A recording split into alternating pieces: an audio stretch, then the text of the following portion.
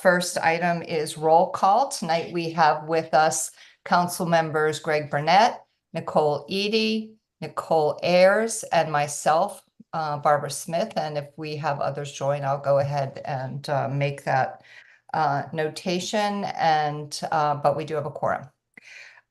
Next item on the agenda is public participation. Do we have anyone in the attendees who would like to speak?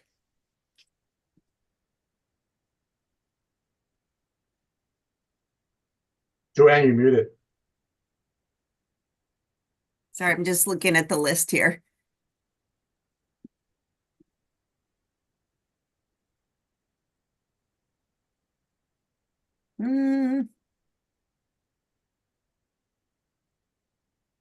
I do see Diane Laricella has her Okay. hand raised. Oh, there it is. So, Okay. yeah, if we could move her over.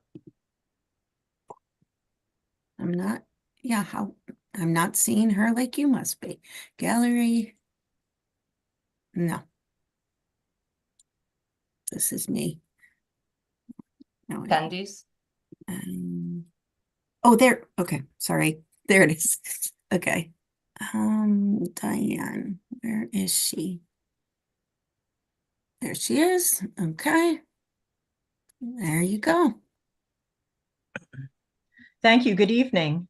Joanne, your picture's upside down. You're defying gravity. I know. I wanted to get started first and then I'll figure that one out. Yeah, we've been having a good chuckle about that. Yeah. Well, thank you. For the record, my name is Diane Laricella, 21 Little Fox Lane.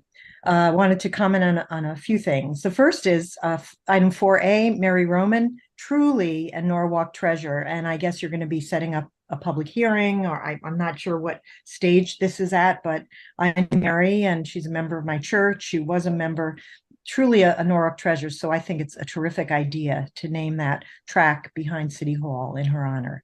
Item 5A1, there will be a discussion, I look forward to hearing it, about the need for the Ford F-450 truck. I wanted to know, I know that it's a hard-working vehicle, but at this stage, also because there's been precedent set, I wanted to know whether or not, and if not, why not, this truck is not an electric truck. Because number one, just pragmatically and health-wise, the turbo diesel on page 18, they're talking about asking for a turbo diesel.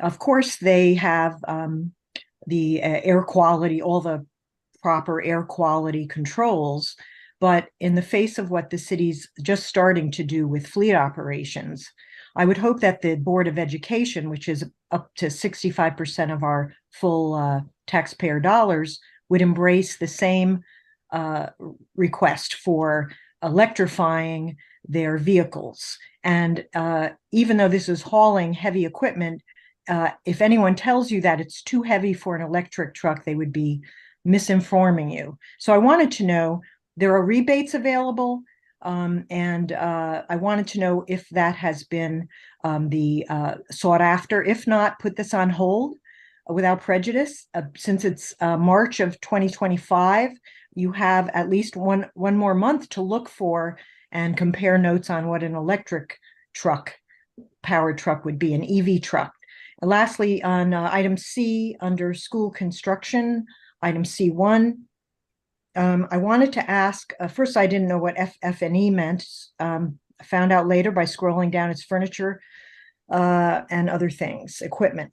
I wanted to know if there's a Board of Education policy or a purchasing department policy, since the money does come out of, the capital budget. And that is, I know that it's being reimbursed 80%, 2.5 million is being assigned to FF&E. I wanted to know what standards there were for ensuring that they are PFAS-free, phthalate, PHTHLATE free, because we don't want off-gassing into by the rugs and the furniture into the air plenum of where children are and teachers are all day. So I wanted to know what standards. Then when I got to looking at the actual list, I noticed that they're very expensive. I know we want these furniture to last, but I ask all of you to look at pages such as 41 and 43 where an administrative credenza is $5,400. A faculty chair is $300. A Ms. faculty Larchella, you're at 3.5 minutes. Could you wrap up, please? I will wrap up. I ask that this committee, instead of just blindly agreeing to the long list of expensive, they seem to be a little over the top. And even though it's reimbursed by state tax dollars, they're our tax dollars. I'm a fiscal moderate as a Democrat. So I ask that you look at this line by line, especially page 43, an $8,000 credenza. And I think that we could be more fiscally moderate on the list of new equipment for this new school. So I look forward to hearing what all of you say about my comments as to whether you're going to do your homework and not just take this list at face value. Thank you very much. Thank you, Ms. Larchella. Is there anyone else who would like to speak? Doesn't look like it. We do have a guest, Nick.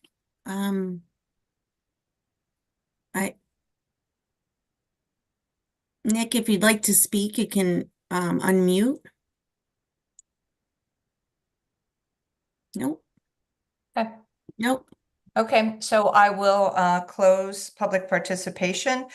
Moving on to minutes of the previous meetings, I'm going to make a motion to table the minutes simply because page 1 was missing and the committee has not had the opportunity to read those that page of the minutes. So I'm going to make a motion to table that until the November meeting. All in favor, please raise your hand. 1, 2, 3, 4. Okay, thank you very much. So that'll be tabled to the November meeting. Moving on to old business. A review request for the naming of the walking track at Mountquist Field in memory of Ms. Mary Roman, and vote to schedule a public hearing, which will take place on November 2nd at our next meeting. We did vote on this item and moved it to the Recreation and Parks Committee. They also had to approve it, but we do need to also have a public hearing as a matter of our, the ordinance that requires us to do that. And so does anyone have any comments or questions before I call for a vote? I know that this was something that passed unanimously in the last meeting. Right now, we're just voting on the public hearing. Okay, so I will call for a vote. All in favor of the scheduling the public hearing for the next meeting, please raise your hand. Okay, that passes unanimously. Thank you very much. All right, moving on to new business. Item A under Board of Education. Number 1, review proposal for, I just realized I didn't ask for a motion for that, did I? Mr. Burnett, will you make that motion? Thank you very much. Got to get those technicalities taken care of. Okay, item 1, review proposal for the purchase of a refrigerated box truck for Norwalk Public Schools and refer the following to the Common Council for action. Authorize the purchasing agent to issue a purchase order to Gabrielli Truck Sales of Milford as a sole source vendor for a 2024 F450 refrigerated box truck for a total not to exceed $135,000, account number noted. Will someone move the item, please? Mr. Burnett, thank you very much. So I'm going to turn this over to, who's going to take this? Is that Bill?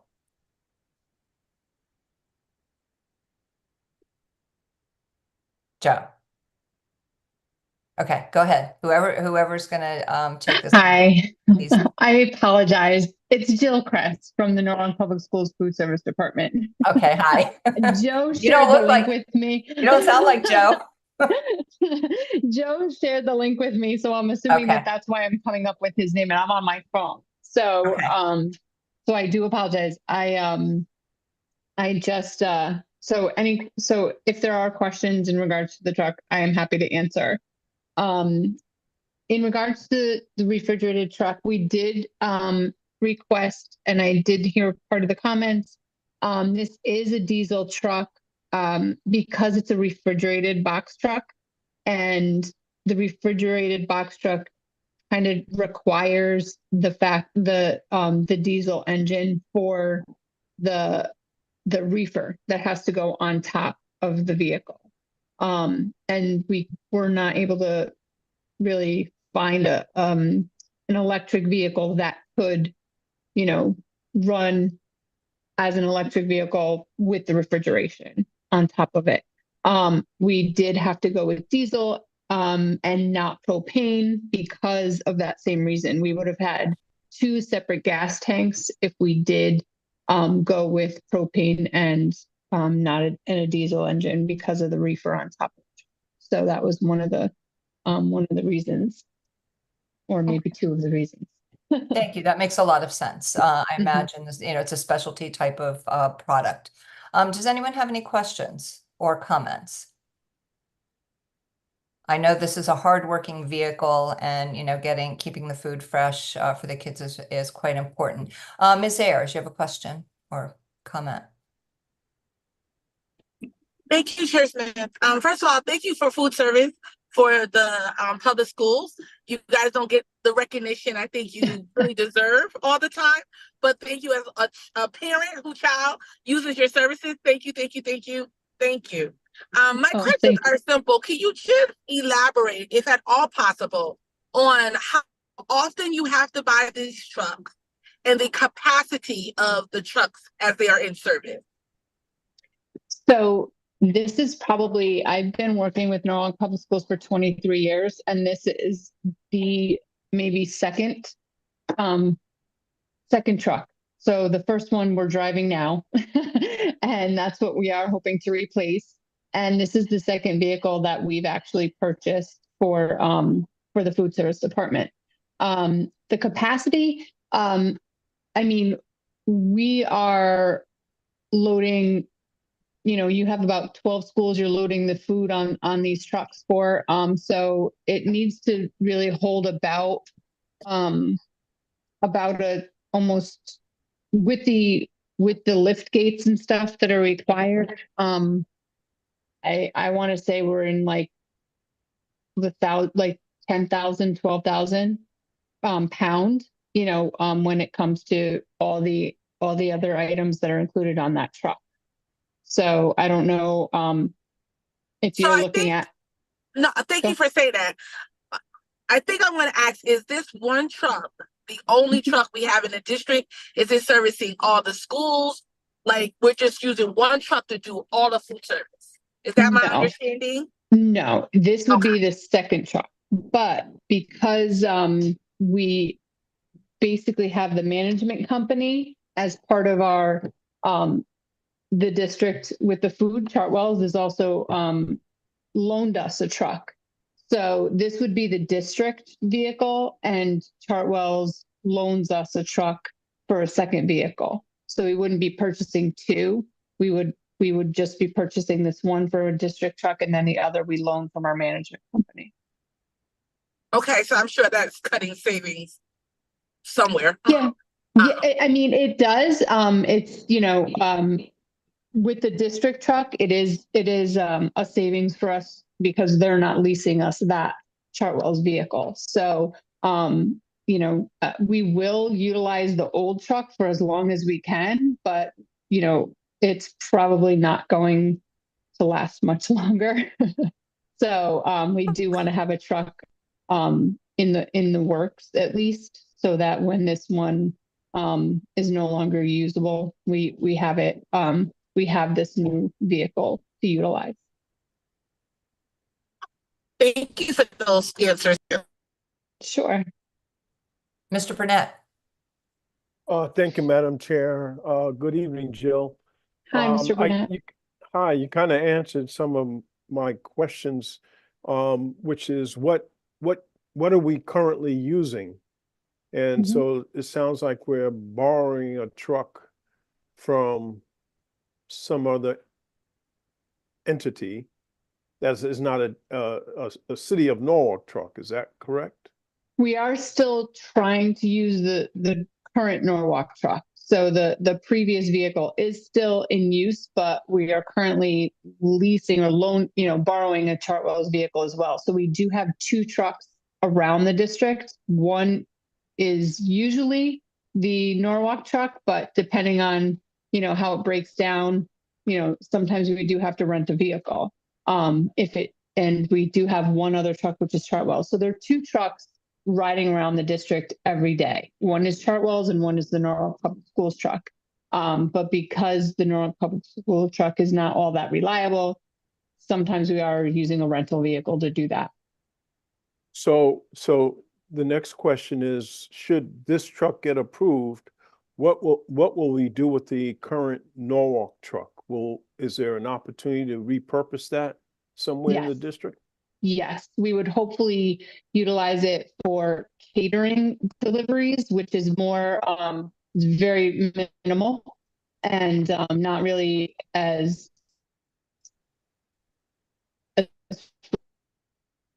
frequent. And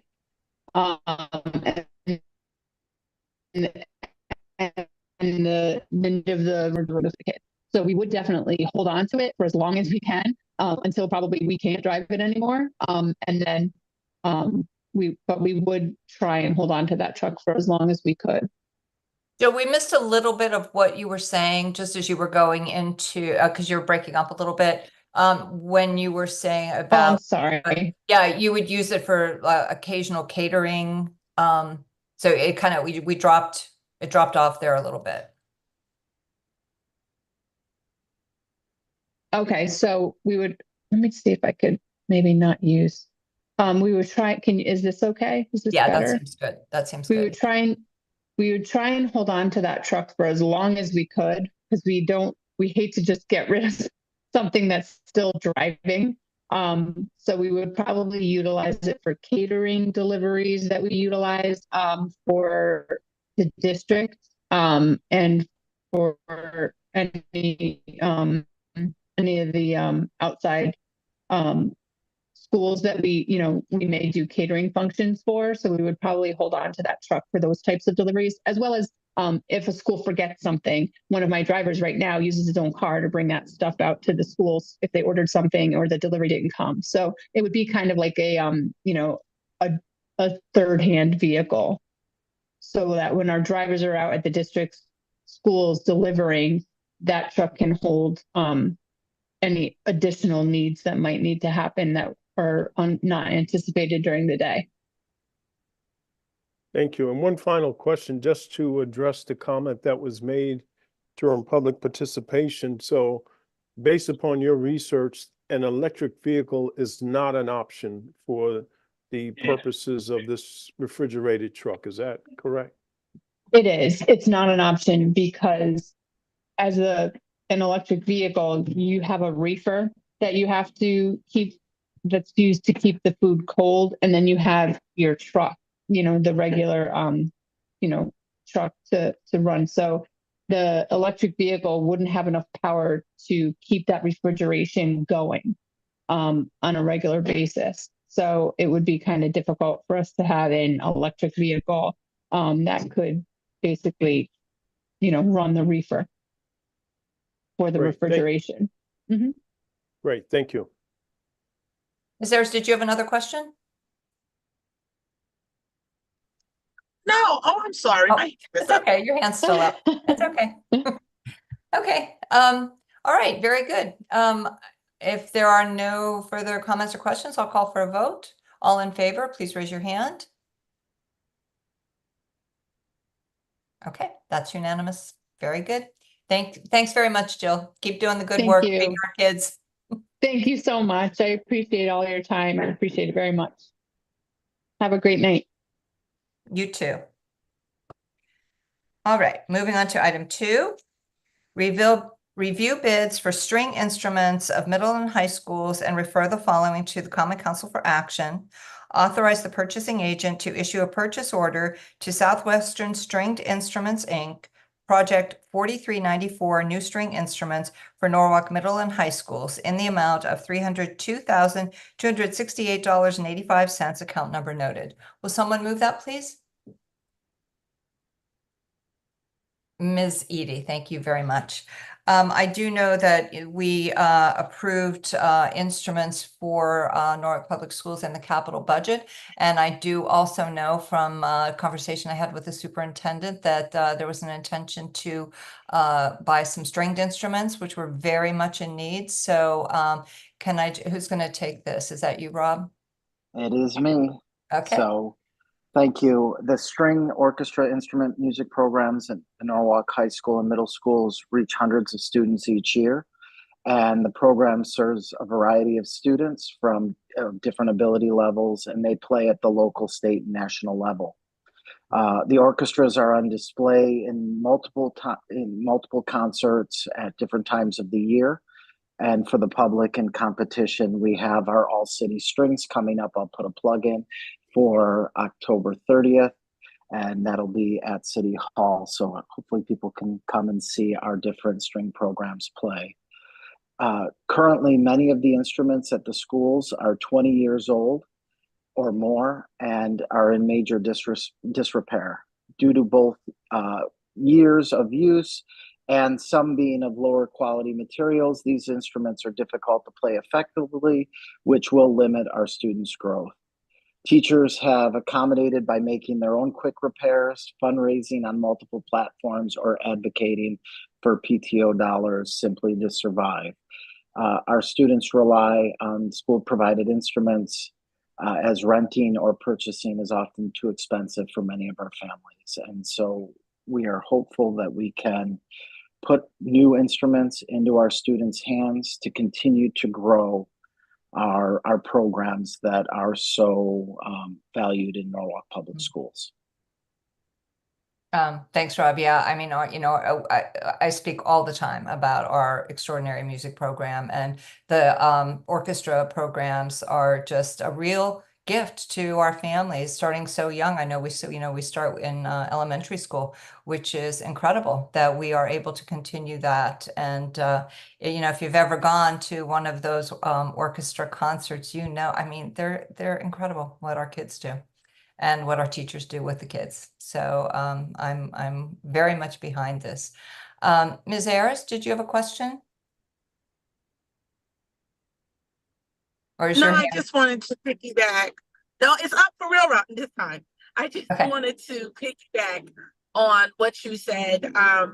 I have seen children light up and parents have a sigh of relief when their child is giving that instrument, and many of the young people cannot afford to rent that instrument. And so I fully support this effort because I have seen how it has impacted and affected young people. And music and the arts is such a beautiful expression for our children to participate in.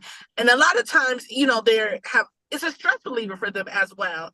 And so I just wanted to fully support it along with you, Chair. Yeah. Thanks very much. I mean, it's just, music changes lives, really does. Mr. Burnett. Thank you, Madam Chair. Through you, the question is, Rob, what are we going to do with the current instruments? I'm sure some of them are functional. Are we going to make those available to students to take home and keep home, or purchase at a very low price? I mean, I'm sure we're not just going to put all those instruments in the garbage. We are not. We are going to continue to use the instruments that we have and hopefully continue to grow our program with more students. The only instruments that we would not continue to use are those ones that are on their final legs, so to speak.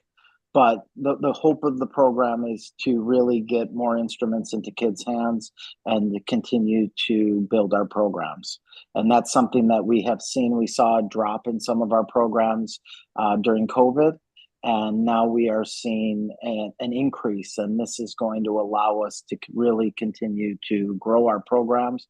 And what's really great about this proposal is that it is reaching multiple grade levels. It's meeting our high schools, and I want to give a shout out to Matt and Jen. They're our orchestra directors. Matt's actually on the call right now. He came because he's very passionate about it. So I want to thank them for their work.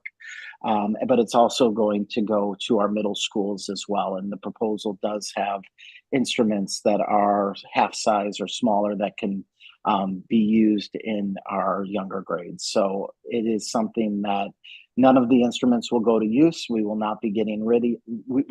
We haven't had enough instruments, and so this is really something that is going to revolutionize our program and continue to grow.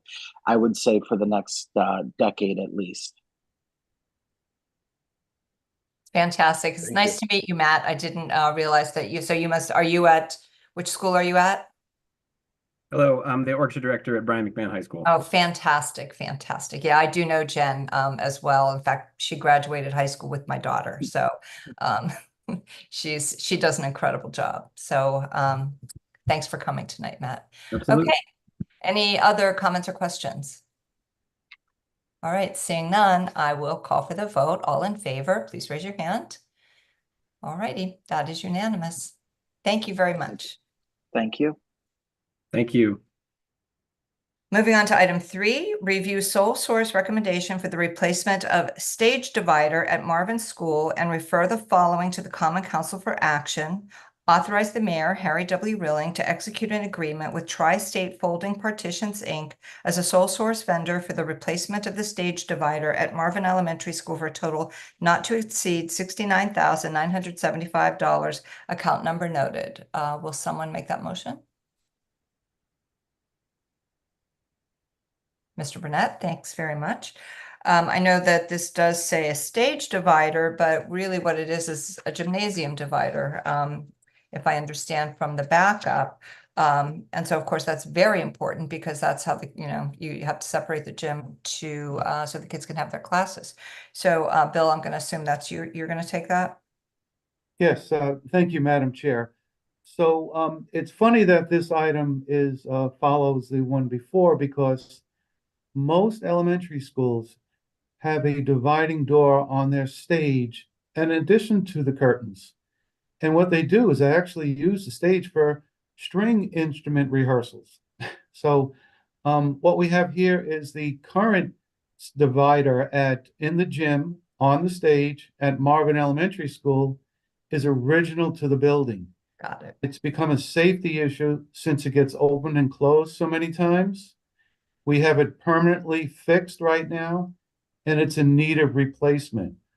So we went out to seek prices, and we were able to get 3, 2 of which came with additional costs for structural.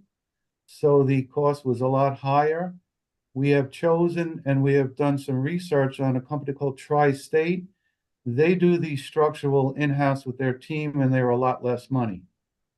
So we went out for a sole source agreement together with the city's purchasing department, and that's what we have here in front of you. So due to safety reasons, we can no longer leave this current divider in its current state. Okay. Any questions or comments? All right. Yeah, it's a safety issue and you've got to take care of that. So all in favor, please raise your hand. Okay, that also is unanimous. Thanks very much, Bill. Thank you. Okay, moving on to building management, item B1. Review recommendation to designate security specialists as the sole source vendor for building security equipment improvements and refer the following recommendation to the Common Council for action. Authorize security specialists, a division of Alert System LLC, as our authorized service and installation representative for security access and CCTV at the various municipal properties to include but not limited to Norwalk City Hall, Norwalk Police Department, and Norwalk Health Department. Will someone move that, please? Ms. Ayers moves the item. This, of course, is very important, the security of our buildings and the people in it, and the closed caption television that does connect to the police department. So it's really important. Alan, you want to? Yeah, good evening, everybody. Yeah, it's pretty somewhat straightforward in a sense. We worked with this company for a few years already, and I think when we look at police department and fire department and all the city municipal building, we like to deal with the same company every time to the extent possible, so that, you know, we don't ask another company to come in to look at, you know, we need 2 more camera kind of thing, and somebody else work on it. And again, they all tie together. So this is a little bit of procedure thing that typically purchasing will require us to get multiple pricing when you get to like I think it's $3,000, something like that. So this will help us to expedite our process and have them come in and work with them to come up with a solution to anything that we need. And then we'll negotiate, then work out a reasonable price to do the improvement. I think for major projects, we may consider you know, go out and get proposal for other company. But as an operating and maintenance service company, we want to stay with the same company to do this kind of work. So that's somewhat pretty much the summary. Okay, thanks, Alan. Any comments or questions? All right, seeing none, all in favor, please raise your hand.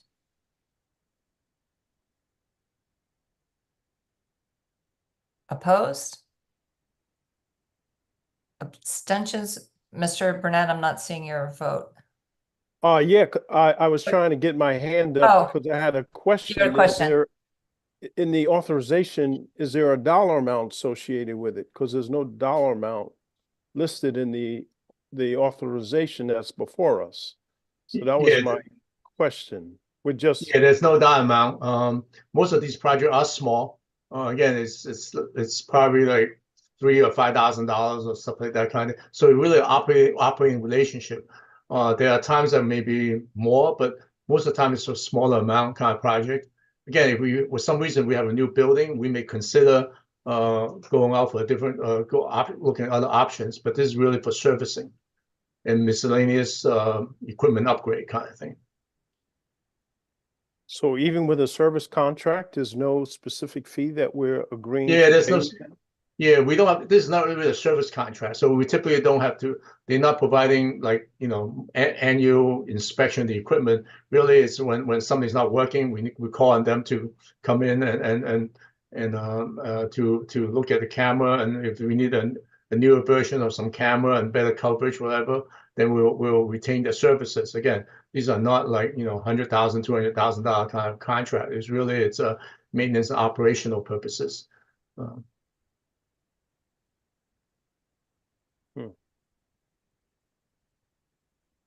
Actually, you know, that kind of sparked another question. So with like, say you wanted to add a camera for safety reasons, would that fall under this? Yes. Same thing. Okay. All right, good. Just imagine your own house, right? You have a security system kind of thing, and you want to, you know, we want to get a different camera, a different coverage kind of thing. You will call up the company that installed it and get a price from them. Chances are you won't go out and get 3 different prices. But again, when you decide to kind of replace the whole building or your own whole house, then you may go out and get proposal. So again, this is really basically it's a service and operational kind of maintenance services. Again, if we have a new building come up and we want to look at a new system, we can potentially look at. We probably won't designate them to use the same company. We may look at all the other options as available in the marketplace. Okay, thank you. Understood. Just All right, one more question. sure, Madam go ahead. Chair. So is there a clip level, Alan, that if they're doing maintenance or servicing a specific city entity and they come back and say, well, to replace these cameras and this service is going to cost, let's just say, for example, $10,000. Is there a clip level where you would have to come back to the committee to get approval for that? Or you would just move forward and say, go ahead, install it? And so kind of what, is there a clip level? There is none. There is none. Okay. Yeah. So it's really up to the up to the department head to look at what's being requested. Again, you know, when you're talking about police station or fire departments or city hall kind of thing, if we have to replace, if we decide to, for some reason, replace the system, it's a substantial cost. So for scenario like that, we will probably hire a separate security consultant company to actually look at it to see what kind of system is available out there and the integration with the police department and everything else. So it's much more, it's a different scenario. This is really like looking at existing equipment when we do some miscellaneous upgrade, or you know what, we want to cover these entrance because the existing system does City Hall, certain entrance may not be covered, so we want to extend wiring from you know, from the system, and then or the system needs to upgrade in terms of programming side. So that's why we have this company come in and look, evaluate our needs and provide us with recommendation and pricing for you know, maintenance upgrade kind of thing, more than a replacement.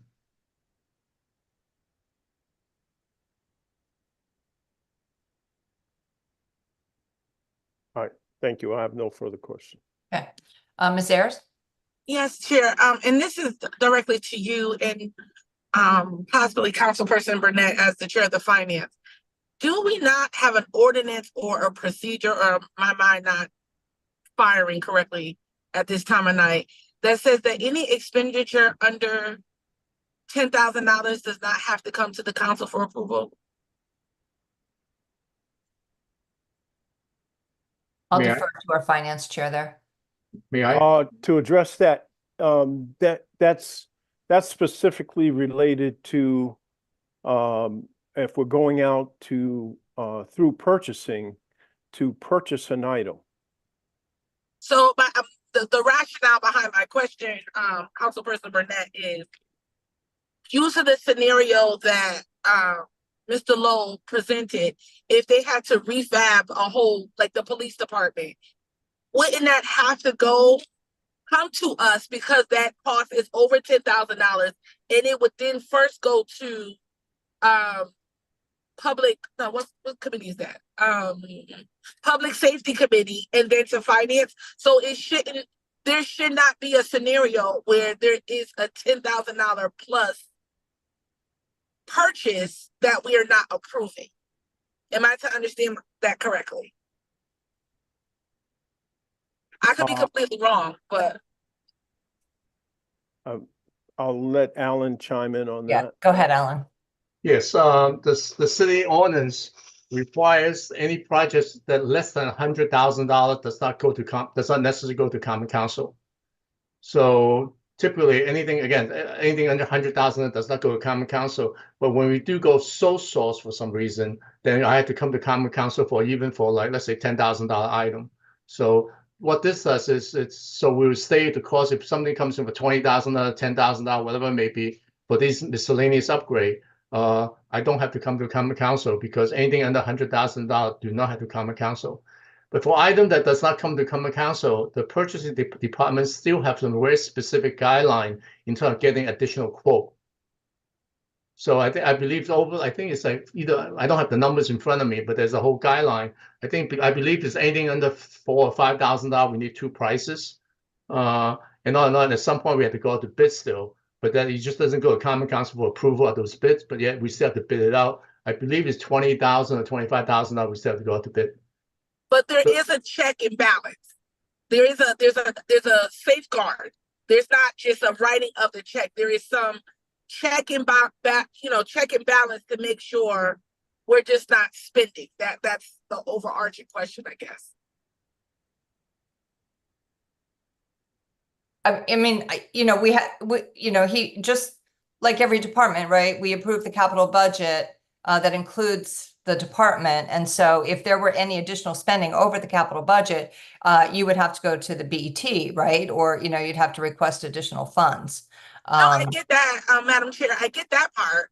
But he's saying that this is more of a service fee. And it could be am I freezing? Because you guys are freezing.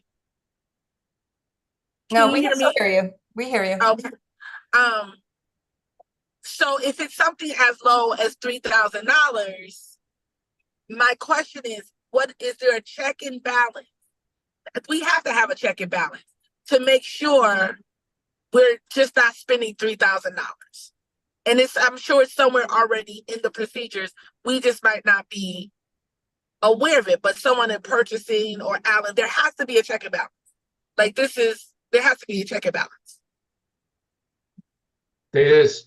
Okay, that's all I needed to know. Yeah, there is. I mean, yeah, again, that's the purchasing guidelines that we have to comply with. So there's, again, clip points. Like, again, I believe it's like under $2,000, we all need one price. I think between 2 to $5,000, we need 2 quotes, and above that, we need to get 3 quotes. And then when over, I think, believe $20,000, $25,000, we have to go to public bidding, and the purchasing monitor all this process. So when we do a request, we request a purchase order. Purchasing, we look at all these things that we are supposed to do and check and balance and make sure that all the procedures are followed.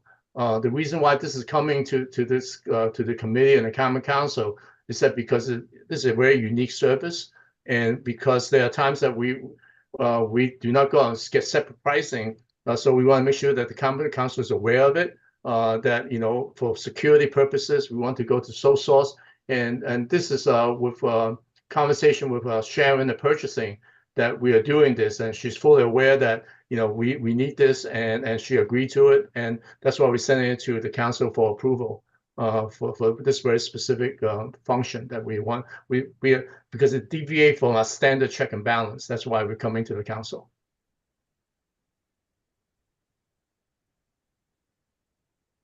Does that answer your question, Ms. Ayers? Yes, Chair. Okay, all right, thanks. Any other comments or questions on this? Okay, all in favor, please raise your hand. Okay, that is unanimous. Thanks.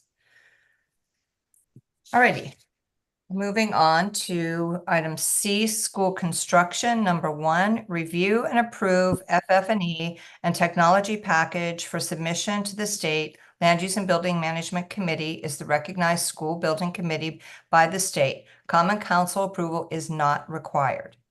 Authorize the chairman of the Land Use and Building Management Committee, acting as the designated Norwalk School Building Committee, to certify the City of Norwalk Land Use and Building Management Committee's approval of final plans, specifications, and cost estimate for the state project 103-0264N South Norwalk Elementary School FF&E and Technology Phase 2 of 2. Will someone move that, please? Mr. Burnett. So this is, common procedure with new schools and renovate as new. So Alan, I'll just turn it over to you to give the details here. Yeah, just very quickly before the Catherine from TechCon present the request. For major school construction project, we do in 2 phases. The first phase is go out to get the contractor, construction manager to build the building. But because furniture always comes a little later, and also technology changes as time go by, so that becomes a phase 2 of a 2-phase project. So in case you wonder, is it phase 2 of 2? I think the phase 1 is actually the construction of the building.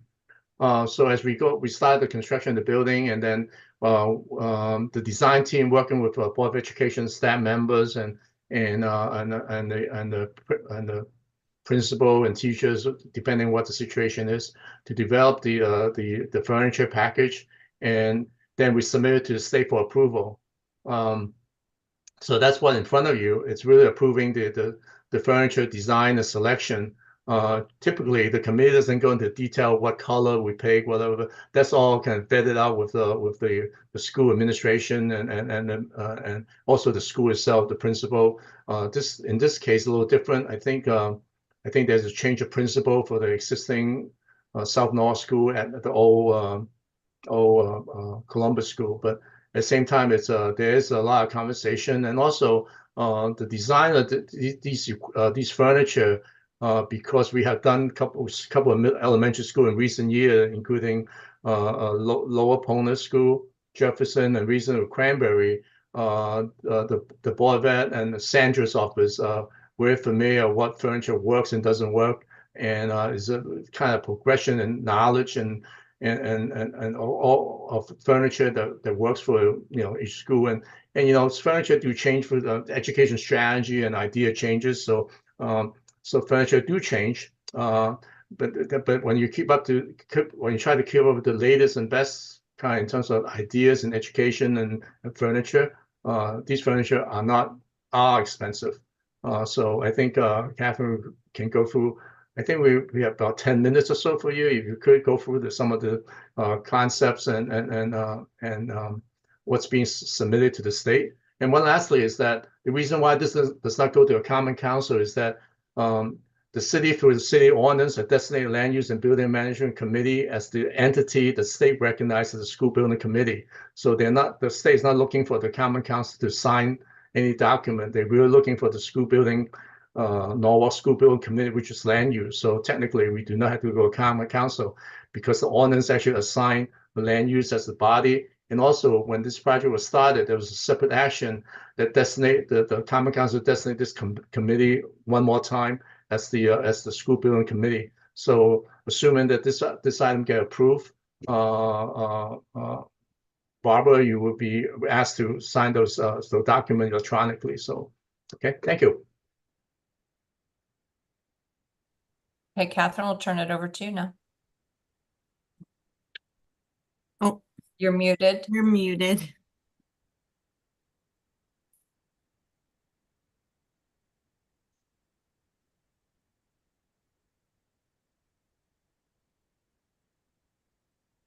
Can you hear me now? There we go. Yep. Okay, excellent. Okay, sorry about that. Thank you. As Alan mentioned, I'm Catherine Meese, the Tecton Architects. I'm the senior interior designer that's been involved on the project for phase 1 and for phase 2. And I'm very excited to present to you the furniture this evening. I did want to start by mentioning, answering some of the questions that did come up earlier from Ms. Laura Cella. I just wanted to address the question about the numbers, the budget that you're looking at as part of tonight's agenda. That is essentially a professional estimate that we put together so that you understand kind of, it's to make sure that the furniture budget that you have is reasonable and that the furniture that we're recommending will fit within that budget. So it's not that those are the costs that will actually be necessarily spent. It's a budget, an estimate to make sure, basically to test the health of that budget that was already established. So I hope that answers that question a little bit.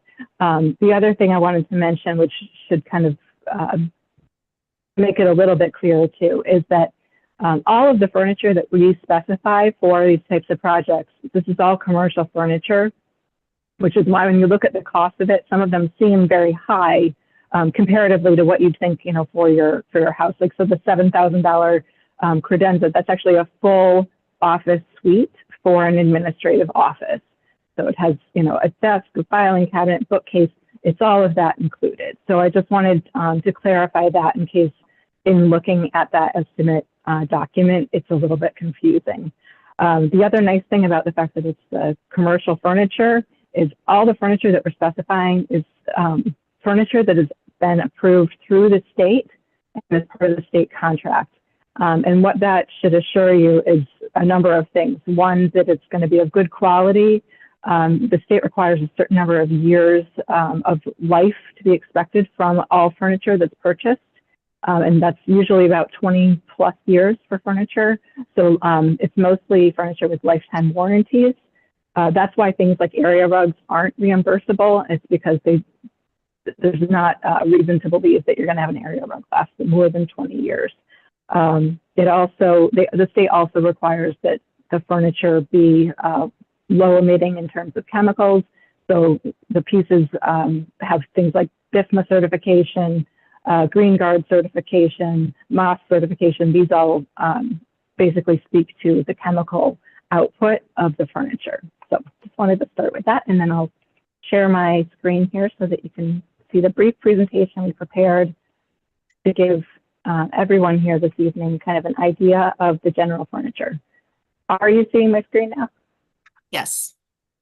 Okay, beautiful, thank you. So just starting with a couple of really graphic floor plans, just to kind of give you the overall layout of the school, because I know not everyone here has necessarily been involved, but essentially there's 2 floors to the school.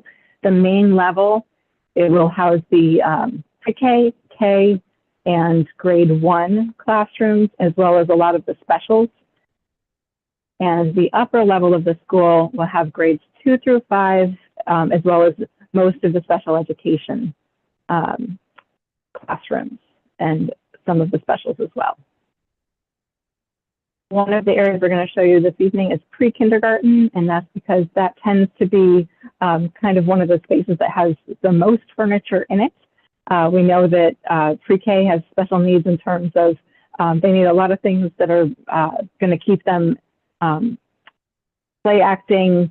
So you can see up in the left-hand corner here a little tower that houses dress-up clothes, different types of bookcases so they can store manipulatives, small toys, as well as books, play setup for imaginative play in the classroom. And each one is labeled with a letter and then tagged on the floor plan, so you can kind of get an idea for where these things fall.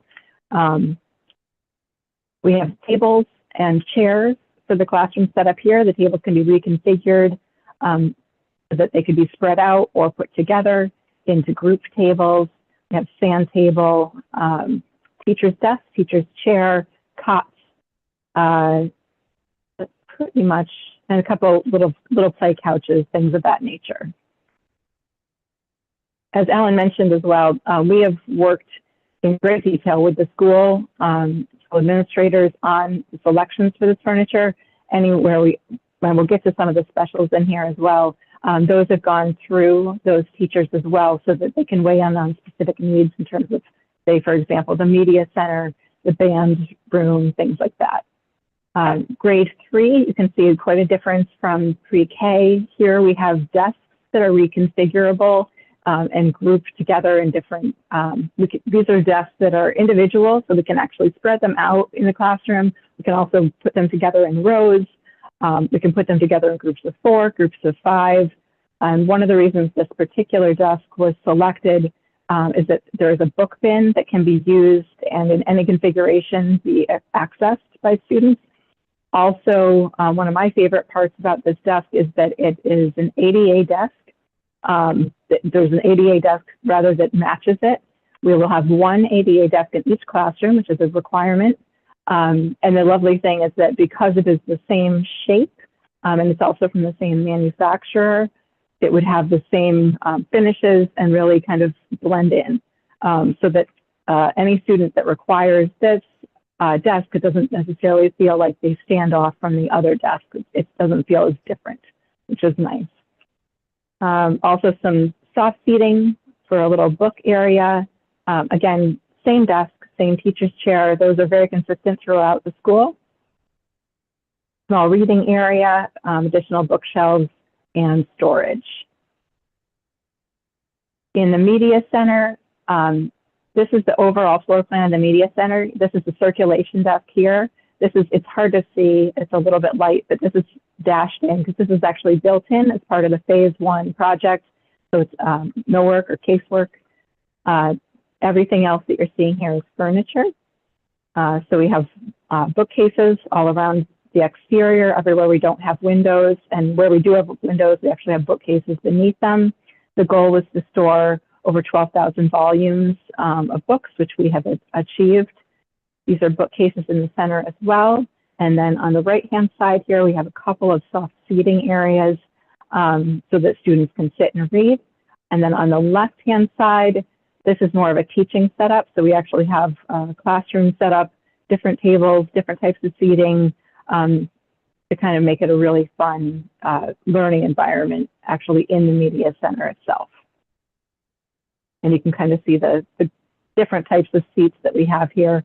I should have mentioned at the beginning of this as well, one of the, you recently completed your Cranberry Elementary School. The furniture that we are selecting here for South Norwalk was based primarily on the furniture that was selected for Cranberry, where there was furniture that wasn't as preferable, or there was something that we wanted to do differently. That's where we chose different furniture and worked through those selections. But pretty much everything that you like from Cranberry is here as well. Special education classroom, same desks, same chairs as we're using in our more standard classrooms. Same storage. Actually, I think we have a little bit more. File cabinet for the teacher, same teacher's desk and chair, teaching easel, and area rug, group table, which I think I failed to mention earlier, and a soft teacher's chair for when they're sitting down at the front of the classroom as opposed to doing desk work.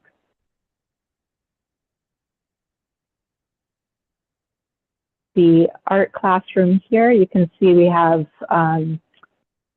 tables, chairs, standard teaching setup, a lot of storage here, a couple drawing racks, some flat files. In the art storage room, we mainly have kind of basic metal shelving. And one thing that's not part of the furniture package, but just so you're aware, in terms of storage and things of that nature, you actually have a good deal of millwork in this classroom as well. Band, pretty typical. We have some storage in the back, typical music chairs, music stands, and teacher desk and chair. Cafeteria, same setup as you have at Cranberry. So these are individual tables with individual chairs that would be set up, probably 90–95% of the time.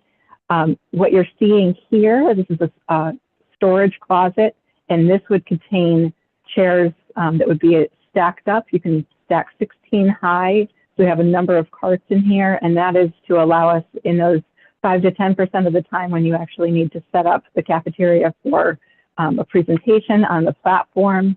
We have an opening here between, this is the cafeteria on the right-hand side. I really hope you can see my cursor. This is the gymnasium here in the center. And then on the left-hand side, this is the actual stage platform.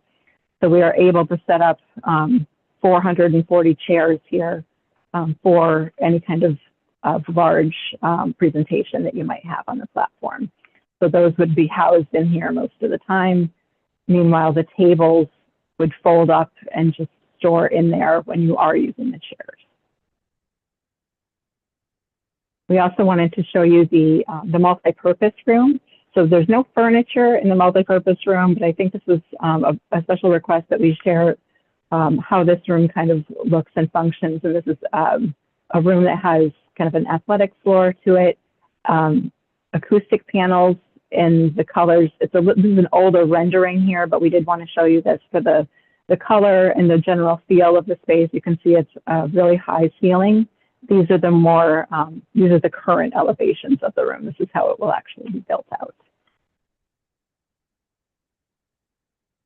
And that's the entirety of my presentation. Happy to answer any questions.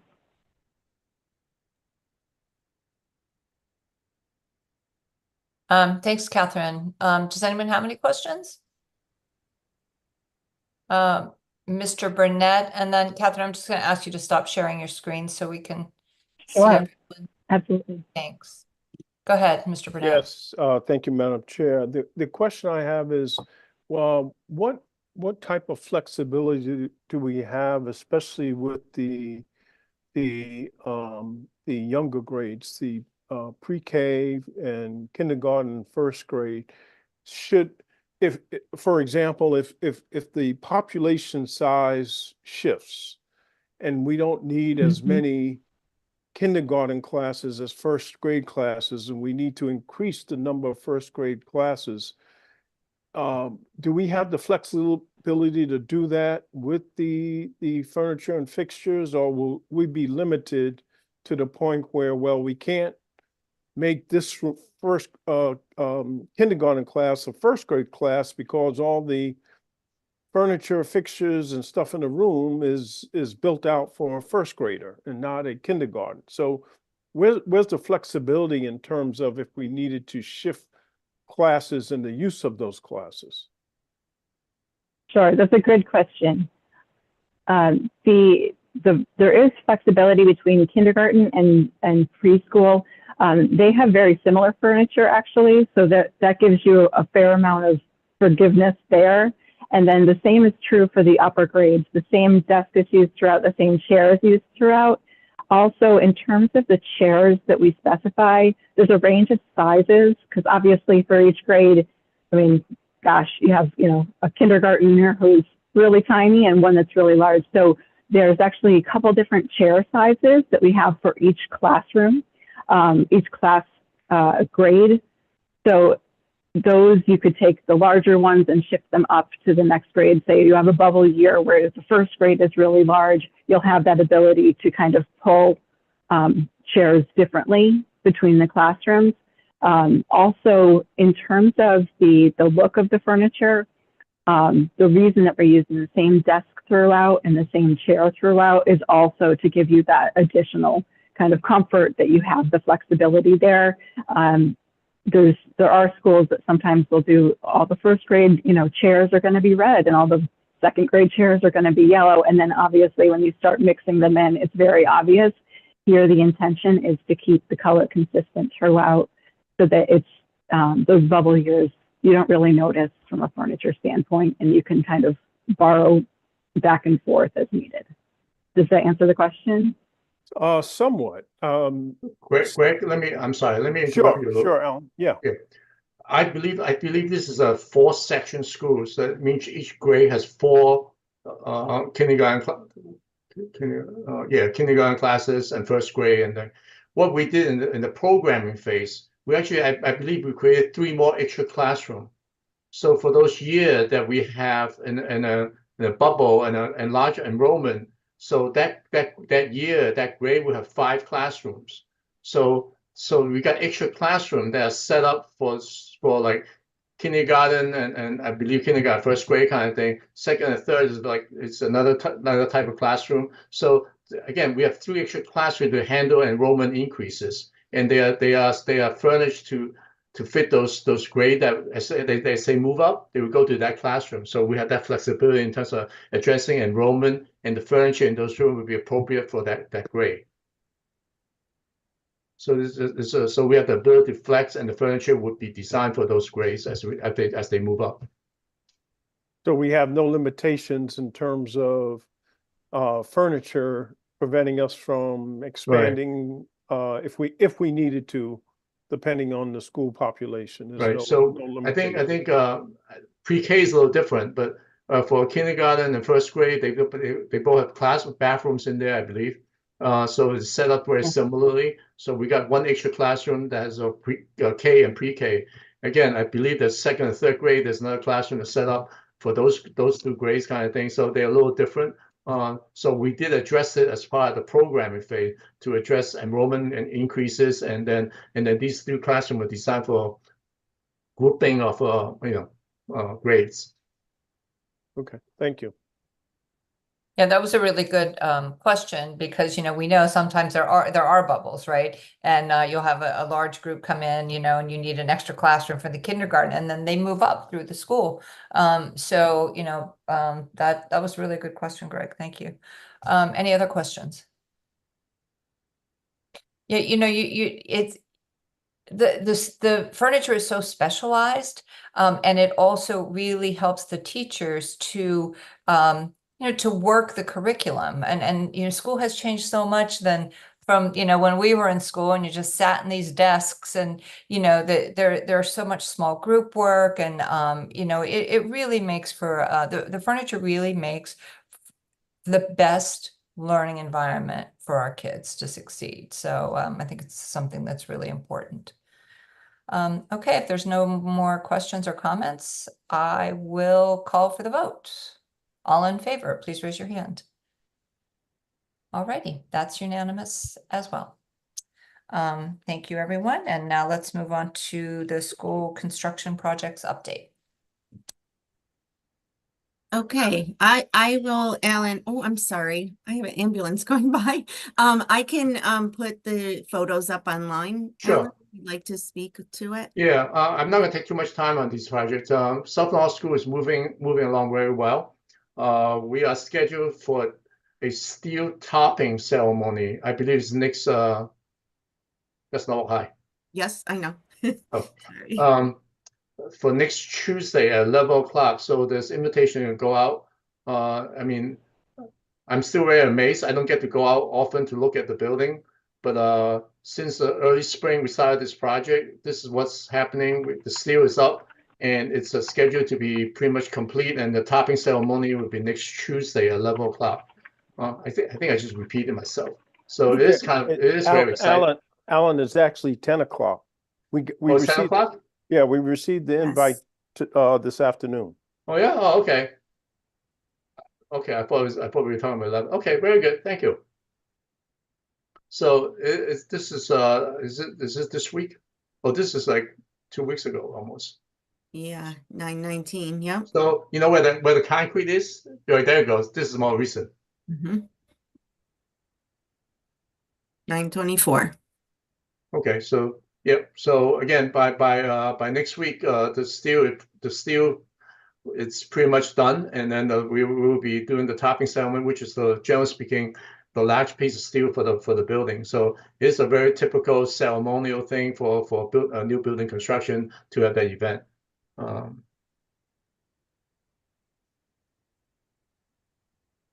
And just a little side note on South North School is that the Oxford properties all been acquired except the corner property.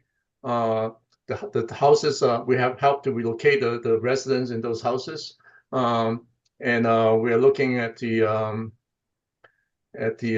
what you call it? We're looking to we got pricing for the demolition and the construction of those areas, and it's about $2 million. It's something that I'm working on, and at the same time we're looking to see whether the state will reimburse us, because as part of the original request to the state, those properties were not included in the overall plan. So technically they are not eligible for reimbursement. So I have made a submission to the state to request their consideration to include the construction costs of those property as part of the so that we'd be eligible. So I'm waiting for a response from the state. The only other property that we have not acquired is actually the corner piece of property, as well as the spur line, which is on South Main Street. I believe the law department is going to be submitting for eminent domain requests. I think they submitted eminent domain for the corner property today. I think next week or 2 weeks they will making a submission to the courts for the eminent domain for the spur line area, which is the area along the South Main Street. And furthermore, I believe the state has allocated the city $2.5 million to help support the intersection and roadway improvement along South Main Street. I think there was some public notice that notice that went out, and so we would mention that at the topping ceremony on Tuesday. Overall, that's where we are, and I think we are making great progress. And generally speaking, everything is still on schedule, and I think that's about it. If you have any questions, let me know. Okay. Anyone have questions? I mean, it's just so exciting. The school's really moving along. Very exciting. Yeah. Regarding Norwalk High School, it seems like we're moving a little slower than South North School because there's a bigger school and bigger piece of property. So, you know, it takes longer to do grading and soil remediation or management. Some of the soil we need to move off site, but a lot of it that we can keep on site, even though they consider the term they use is polluted soil, which you can keep on site, but as long as you cap it underneath the foundation and stuff like that. So they are moving along, and they are on schedule. So I don't think there's too much to talk about. No. This is actually where the pool area is going to be, because we're going to dig down for the pool. And the tube that you see, the black tube on the right, it's because we're digging down deeper into the ground. So there's a dewatering required because the water table, at some point we're hitting the water table. So we have a little generator running just to keep it dry. That's what that is. Overall, it's a continue to move forward. So I don't have too much to add on that. Okay. But so far, Norwalk High is on time, on budget. Last we checked in.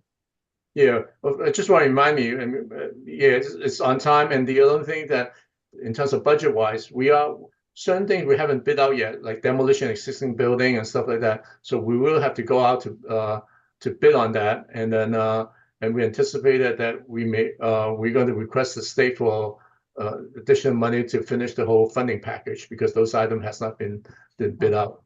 I believe besides the demolition of the building, I think there's a couple other items. And we budgeted $5 million for furniture. We are starting the design process for the furniture package right now. So, okay, that's generally speaking the update.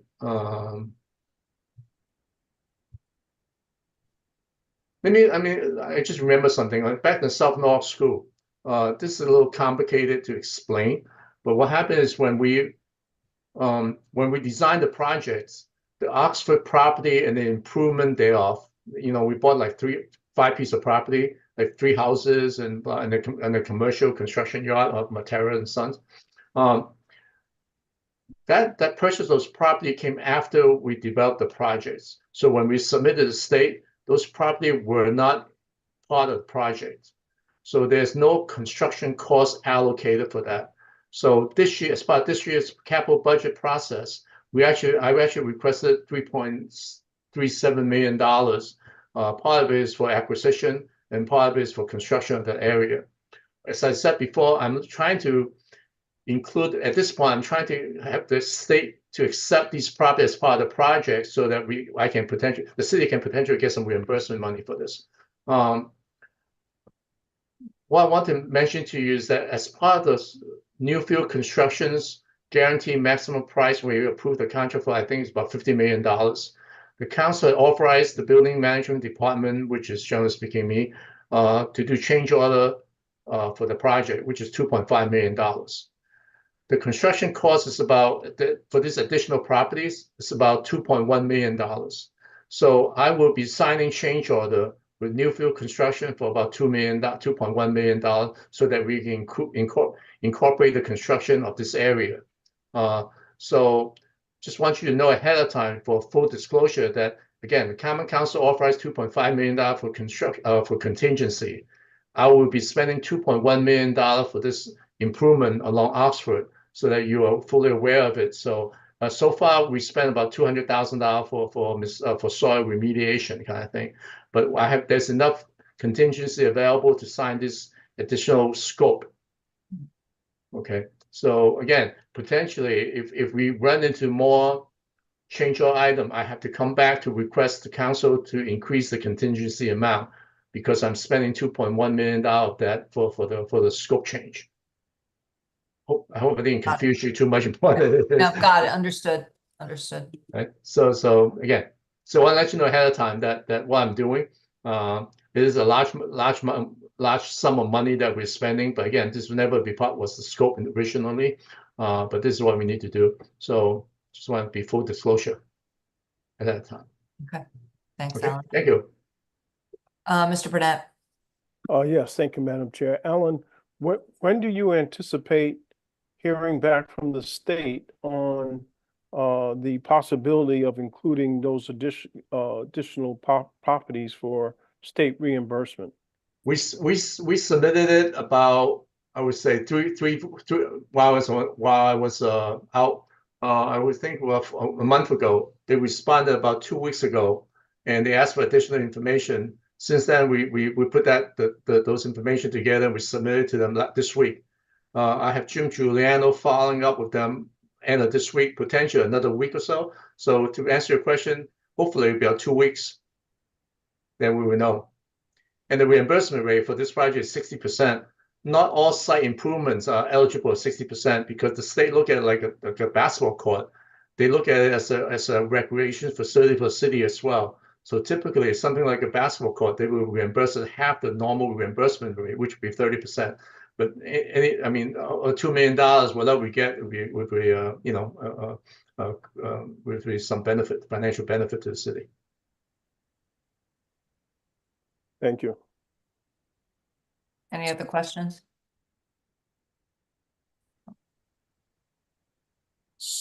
Okay. Go ahead, Alan. You have HVAC improvement. Oh, HVAC. I don't think we have too much to talk about. Bottom line is that we have 2 months ago, I guess I came by. Is it 2 months ago already? Yeah, we approved Jim Giuliano's office to manage the project, as well as approved the engineers to design. they have met and they have started the design phase. We are working on development schedule for this project because it's very intricate in terms of like the phasing of this project, because the only time we can do construction really in summertime, especially any kind of abatement. So we have to do abatement next summer and then mechanical improvement the year after. So there's many challenges with these projects, and also delivery of your mechanical equipment, timing for delivery. It's also I mean, in order to start installing equipment in the summertime, you really have to order the stuff in February, so that and you got to bid it out in January, so on and on. So we are working working with the two design firms very closely to develop all the strategy and scheduling for this project. So again, there's 6 project total is about $35 million. We're eligible for 60% reimbursement for these projects, but we again, it's getting very complicated too, because like some equipments are heating and cooling, so the cooling part may not be as bad, because if you don't run summer school 1 year, then we can do that. But we can go again. Doing construction during school year, it's challenging between the noise and people working on the roof and stuff, and also we still have to provide ventilation for the building depending on what the situation is. In any event, we are moving along and we are working feverishly on getting this project going. So yeah, it's a lot of work, so it requires clearly a lot of planning and preparation. All right, thanks. And then finally, under miscellaneous, the Norwalk Community Recreation Center indoor floor plans. Yes. Joanne could go through this. Yes, last month you would like to see a floor plan, so I have that here. And okay, you can see okay? All righty. So this is the first floor. And we have it separated between the general building that's already there, and then the addition with the gym and restrooms and some changing rooms. So I'll zoom in a little bit. I'm sorry, let me interrupt you. So can you go zoom back out again? So the bottom, on the left hand side, the bottom is the main entrance, South Main Street, and the gym is actually go on top of that. That on top, not on top. I mean, yeah, go on right there. So you can see how the relationship is. So you go for the front of the building, and then the gym is the back of the building. Okay, so sorry. That's okay. I'll just zoom in a little bit just to show you just some of the rooms. This will be the main office here on the left, the bottom left. And then this is the YMCA area where they're going to have the esports and the STEM program. And this is one community center or community meeting room. Sorry, we have 3 of them. The other large one is right here. So that's currently the way it is laid out right now. And then we have a fitness center that we're going to have a small number of bikes and things like that. And then right here will be the hallway, like to get into the gymnasium right here. Okay. And then we can move to the second floor. Second floor, we have we put some tables and chairs and things in here so you can have an idea of what it looks like. But upstairs there is art room. There's a recording studio, a music practice room with a music room and piano here, a video game room, and there is a computer lab for everyone there, and then a movie room. We have a movie room, and then one of the newer ones is adaptive sensory room that they the recreation department is still kind of working on programming of that room and what that's going to look like. And then here's another community meeting room, and attached to it is a teaching kitchen.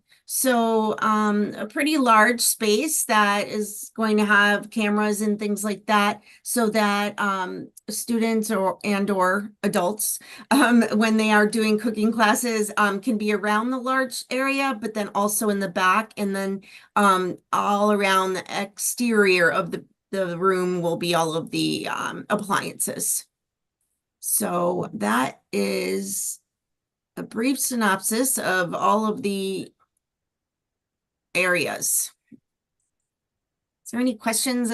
I whizzed through that pretty quickly. It's not really exciting to look at black and white photos, but Yeah, but it gives us an idea. Mhm. Ms. Edie. Hi, thank you, Chair. It looks like it's going to be a great building. Just curious, will it be opportunity to have like events? Like if you need a space for, a party or a wedding or something absolutely. like that? Yes, I believe that's what the Rec and Parks will plan on doing. Mostly, I think that they were talking about external kind of rentals on like Sundays or, but they have programming, I believe, most of the week, either between the YMCA and or their own. But I believe they're going to have different cooking classes and things just for the general community members. So yes, Okay, thank you. you're welcome. Mr. Burnett?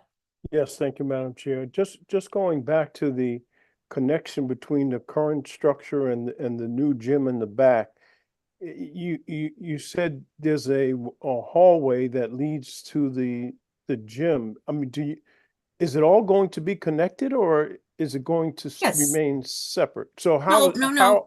how is it going to be connected? It's so there is already a current hallway to the back door. And so that will be the way you would get to the gymnasium. So you walk through the first floor. Can you show the plan? I'm sorry? No, just show the plan that you Yeah, showed. I'll pull that up. Because there's no hallway to go out the back door currently. They have that multi-purpose room, and you go out the door. There's no hallway. You go out the door and you're in the back parking lot. So that's why I was saying, what hallway are you referring to?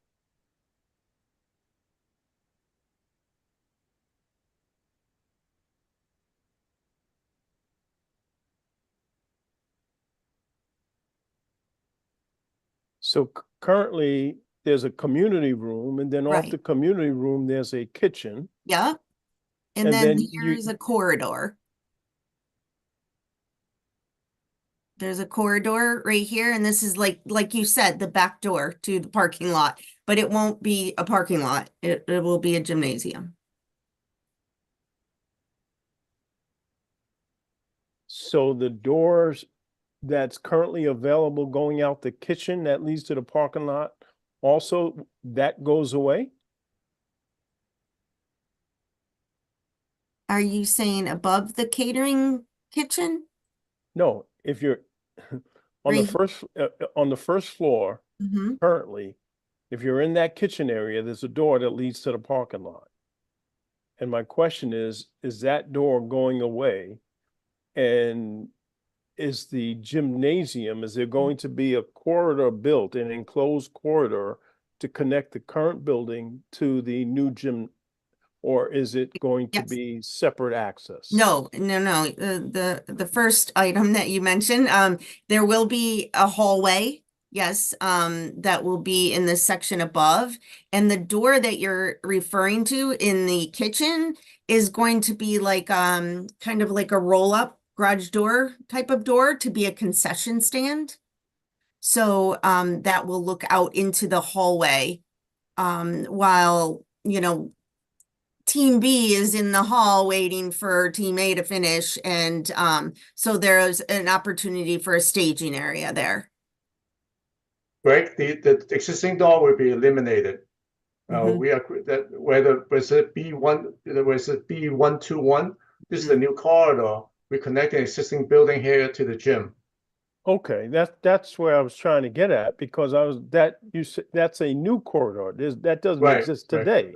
Mm. Right, so And- that's what I was trying to understand. How are new current building and the new building going to connect. That B corridor connection- doesn't exist today. Right, the connection is at B121. That's where the corridor is. Let's see. It might be helpful if the drawing could Yeah. show the entire building Right. and not next to each other, because this is Mhm. kind of confusing, Yeah.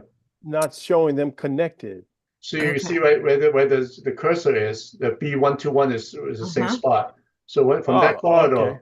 you enter into the gym. The hallway here. Yeah. Okay. When you actually go into the gym. The way And it, we loo- designed and it looks this, like what's that, 119 right there is also an entrance. That's it- the window. Oh, that's the window to the Yes, the concession concession stand. Okay.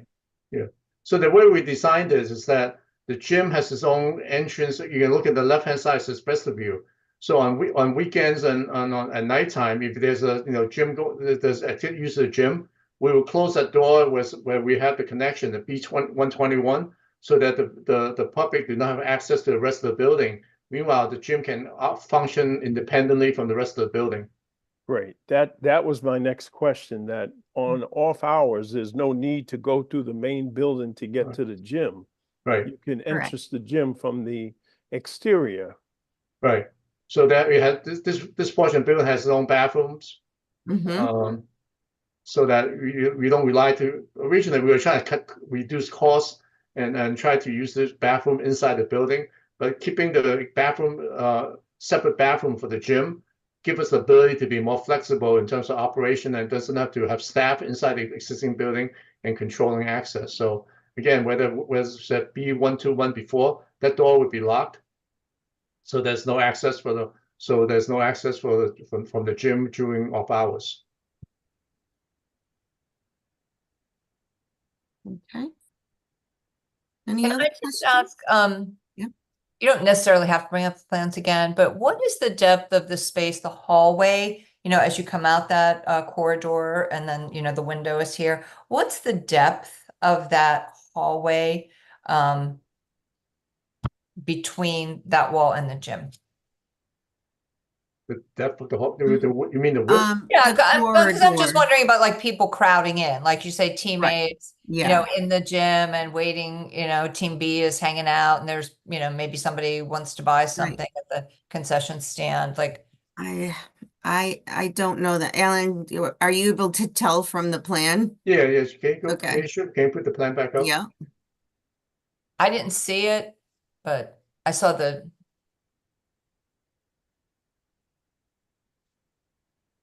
So,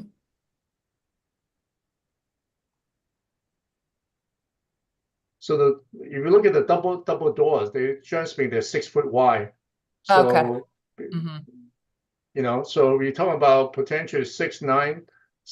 From the end of the basketball court to the wall, it's probably like, I would say, 9 plus 12, Okay. about 12 feet. 12 feet, yeah, Okay, all right, that's reasonable. All right, thank you. I was just curious. no problem. All right, any other questions, comments? Yeah, I'm sorry, Madam Chair. Go ahead. Sure. Just is there going to be, it doesn't appear, or maybe if you can put it up again, on the basketball court, are there going to be bleachers, places for people to sit? There's going to be a two bleachers all the way down. Joanne, For can you show the floor plan again? Yeah. Can you bring up the plan again? You keep taking you it don't off. like seeing my face. I'm getting to be a pro at that. Okay. All right. So right over here, these are the bleachers on this side. Oh, that's where the bleachers will be. Yep. That's okay. Yeah, I mean, they're not anticipating that many spectators or fans, but if so, they'll have chairs. You can put more chairs around as well. So, but these are the 3 pickleball courts. There's a volleyball court and then the high school basketball court lines.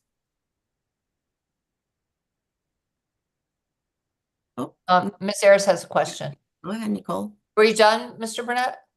Oh, yes, thank you. Okay. All right, go on, Nikki. What is the capacity of the gym? Oh, I don't know that we got there yet. The Okay. capacity, in terms of how Like- many people you can fit in there? Or fire code, is that your question? Yeah, like how many, you're saying Hmm. those bleachers on the two far sides. And if you need to, you would put more Mm-hmm. chairs down. But isn't that determined by the capacity of what the space can hold? Yes, there are certain number of doors that had to be put in for code. So I can certainly ask what that brings us to and how many people we're able to have in there at the same time. Because we I are can wait gonna till have, next week. I mean, I can wait till next month. It's not pressing, just, seeing the pictures and wondering, well, yeah. how many, what really is the capacity of that space? Mhm. And I guess it would be different if it was using it in a game compared to if someone was using it for like a forum or something like that. Just wondering what the capacity was. Okay. Okay. Yes, there actually is a divider as well, a curtain mesh divider, so that two different activities can be going on at the same time. But I will certainly ask that question tomorrow morning when we have our meeting. Okay. Nicole has a question, I believe. Go ahead. Yes. Yes, thank you. That was a good question that Ms. Ayers just asked. Because you said it was 2 bleachers, right? Just 2 bleachers? 2 rows, yes. Okay, because I was thinking unfor- about, oh, I'm sorry. No, unfortunately, we had originally wanted to do more. But since that each row is like square footage that would be moved out, the price was just getting to be a little bit too high. Oh, okay. That was one of the areas. Okay, I was just thinking, like, is there space to have like a tournament for people? Yeah, to- what, I'm sorry. The way the bleachers are calculated is that we look at like there's two teams playing. Each team, let's say there are 15 players, and assuming these are kids, generally speaking, a parent will come by here, the parents will come by. So we figure each team will be about 30 audience kind of thing. So combined bleacher wise, we are providing about 60 or 75 seating capacity. Okay. Thank you. Yeah, we are looking at like these are two rows of seating. We are looking at a further more additional seating. But what it does is project out into the court more, so we're gonna make the building wider. It's really come down to construction costs and stuff like that. The building will be bigger and things like that. Again, so we look at we have 2 teams playing, and then assuming 15 players per team, and I mean basketball sometimes even less than that, but again, assuming 15 and 2 parents per kid. Again, it came out to about 30 seat per team. And so we have, I think, either 60 or 75. And then on the other side, near the bathrooms, there would be the coaches' benches and players' seating kind of thing on the other side.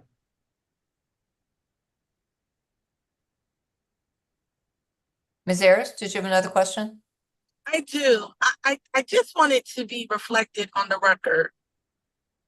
In general, Norwalk does not have a true community center, and this building will answer the need of having a community center and multifunctional spaces for things that we have not even thought of and dreamed yet.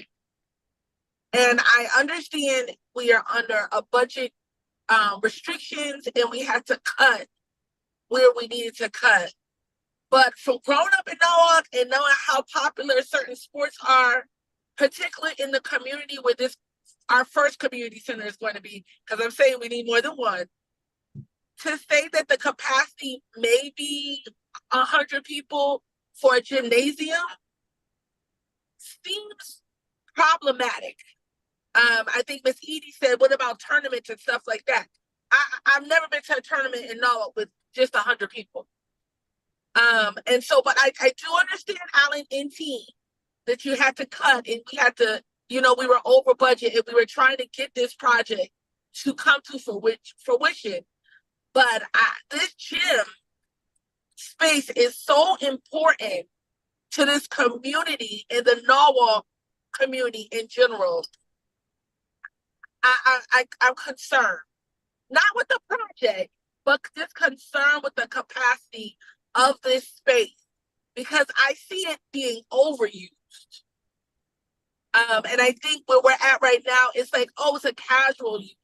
I've been in the community long enough, and I know and have heard what people are saying.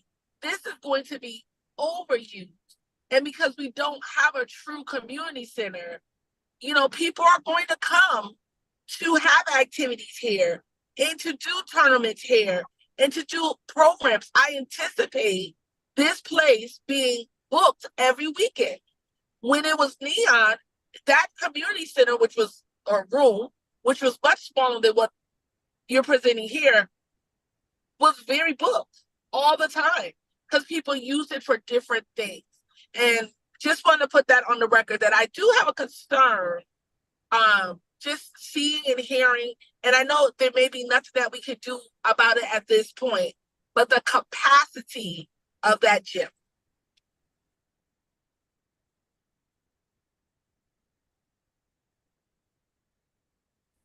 So, Alan, you had said that there would be some room to add some chairs. Is there have some, numbers been I think around about, how many you could possibly fit? yeah, I think there's I think when you have a basketball game or a volleyball game going on, the bleacher is supposed to support that surface. So the seating capacity is based on, like, you have two teams on the court, and the seating is really reflective. The bleacher is reflective what the public coming out to see, that supporting those players at those teams individually. In terms of capacity for the gym, I would think that it's we'll get the number to the committee tomorrow. I think it will be a couple hundred people, but we haven't bought any chairs for like 200 people kind of thing. But that's a different event, It's not a game situation. So if you want to have an event there with with tables and chairs set up kind of thing, the capacity is very different. It's going to be, I'm making it up here, don't quote me on this, like 200 people could be in there, 250 people can be in there, because the gym is I think it's about 7,000 square feet. So you could have 150 people in there pretty much easily kind of thing. But at the same time, is that the bleacher will only reflect that when the gym is being used as a sports facility, and the seating is really to support the two teams that are playing. Mr. Burnett? Yes, Madam Chair. Do we have an update on the parking situation to support the community center? The answer is, in terms of parking, the cities need to approach the church at I think it's what's the name of the Mount Zion is right. Mount Zion, I'm sorry. Yeah. To see we work out some leasing some spaces from them for during weekday hours. The parking is limited to what we have right now, so it's not, we're not creating additional parking space. So that was always been the conversation with Director of Parks Robert Stowe and administration, to approach the church to work out some kind of a parking arrangement.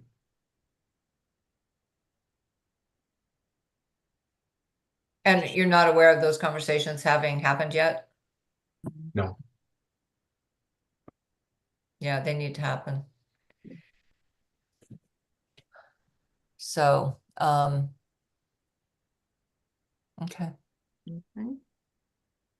All right, lots to think about. Okay. Any I'm final? sorry. I'm sorry. When I get back to work tomorrow or Friday, I will send a reminder to Tom Livingston and the mayor, and Robert to remind them that that conversation needs to be had. Yep, great. Thank you. Thank you. Yeah, because that's going to be really important. Okay. Anything before I call for a motion to adjourn? All right. Who would like to make that motion? Mr. Burnett? Okay. All in favor? All right. Okay. Good night, everyone. Thank you. Good night.